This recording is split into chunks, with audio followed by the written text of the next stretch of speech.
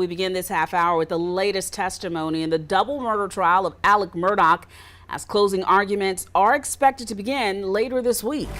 Absolutely. This was a very busy day again in the courtroom with the defense presenting their strongest witnesses, they felt.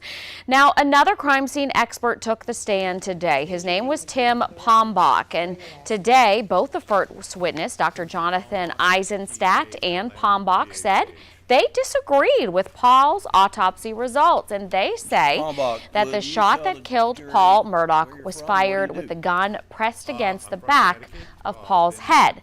But we finally got to the point to see where these witnesses were leading. The defense is suggesting to the jurors that it was two shooters that killed Maggie and Paul.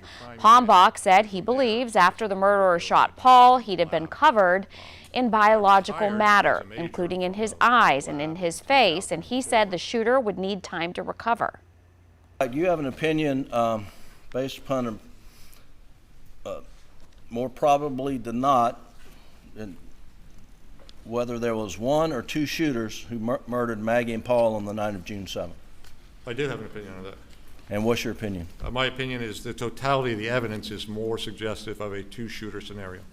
The shooter, for a brief period of time, is kind of out of this. It's not as if they can instantaneously suffer that, drop the shotgun, run to wherever the the blackout rifle is, pick that up, and then in any kind of a reasonable time period engage in a meaningful assault.